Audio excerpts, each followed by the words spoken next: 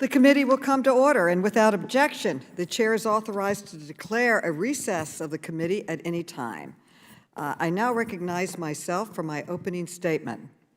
I would like to start by acknowledging the important bipartisan work that the members of this committee did on the Postal Service Reform Act, and thank Mr. Comer and the Republicans on this committee. And this will be signed into law tomorrow by the President of the United States. Today, I hope we can come together on another common sense step, cutting our reliance on fossil fuel and saving money in the long run by transitioning to an electric postal fleet. Just yesterday, the United Nations issued a major scientific new report warning that without immediate action, shifting from fossil fuels, we will not be able to keep a global warming to acceptable levels.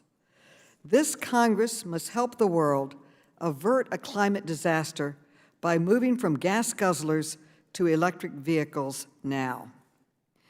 The Postal Service operates an aging fleet of roughly 230,000 vehicles, many of which need to be replaced. These old postal trucks are often unsafe, have high maintenance costs, and get terrible gas mileage at a time when we cannot afford to continue polluting our environment. The Postal Service began the process of acquiring a new and improved fleet more than 7 years ago. Last year, they finally selected a contractor, Oshkosh Defense, to build the new generation delivery vehicle. The Postal Service signed a 10-year contract to order up to 165,000 vehicles. Under the contract, Oshkosh must provide either internal combustion engine or battery electric vehicles in whatever amounts the Postal Service orders. Unfortunately, the Postal Service has stated that only 10% of the vehicles it purchases under the contract will be electric, while the remaining 90%, up to 148,000 vehicles, will be gas guzzlers. This is simply unacceptable. 19 of the hottest years on record have occurred since 2000. Extreme weather events are getting more frequent. One of the most important steps we can take is to reduce the amount of carbon we put into the atmosphere by burning less oil and gas. Cutting our dependence on fossil fuels is also a national security imperative. With Russia using oil sales to fund its brutal war in Ukraine, and Putin's price hikes hurting Americans at the pump, there has never been a better or more important time to invest in clean energy. This is why the Biden administration is working to move the country beyond fossil fuels and meet our obligations under the Paris Agreement. Transitioning to electric vehicles using proven technology that is already on the road today is a key part of that effort, and the Postal Service should lead the way. Electrifying its fleet would also keep the Postal Service competitive. EVs cost less to fuel up and to maintain over the life of the vehicle. So buying electric vehicles could save the Postal Service money over time, even if the upfront price is a little higher. Major companies, from UPS to Amazon, have announced plans to adopt all electric fleets, but not mostly affect electric fleets. They're not talking about partly. They're saying GM says that they are moving to an all-electric fleet. And car companies from Volkswagen to Ford have committed to ramping up production of electric vehicles in the coming years. For months, the Postal Service claimed that it could buy no more than 5,000 electric vehicles with its current funds, a tiny fraction of its overall purchase. But after this committee raised questions about the Postal Service's environmental review, they changed their position and announced they were doubling the initial order of EVs to 10,000. But it's not enough. This is progress, but these EVs still are only 20% of the initial order. And according to the Nonpartisan Government Accountability Office, which is here today, they currently are reviewing this matter.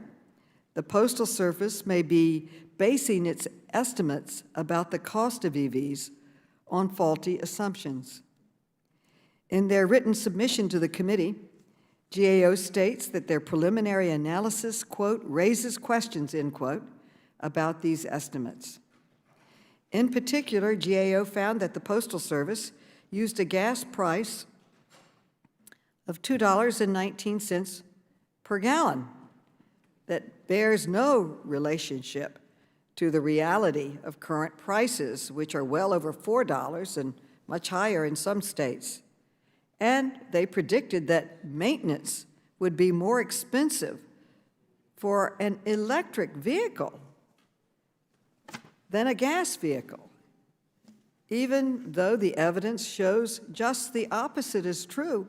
And if you talk to anyone who knows an electric car, they say there's practically no maintenance costs. Clearly, the Postal Service needs to reevaluate its assumptions. And the Postal Service should also be doing more to buy more EVs now, including both next-generation vehicles and commercially available off-the-shelf models.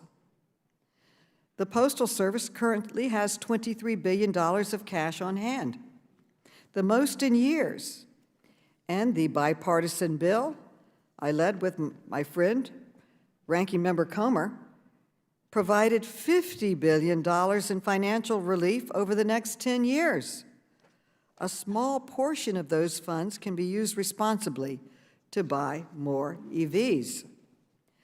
I also believe Congress should provide additional funding to ensure an all-electric postal fleet and be a good example to the country. And this committee approved that funding last year in the Build Back Better bill. We are now looking at a smaller scaled down Build Back Better bill, and the funding for the additional postal EVs could be in that bill.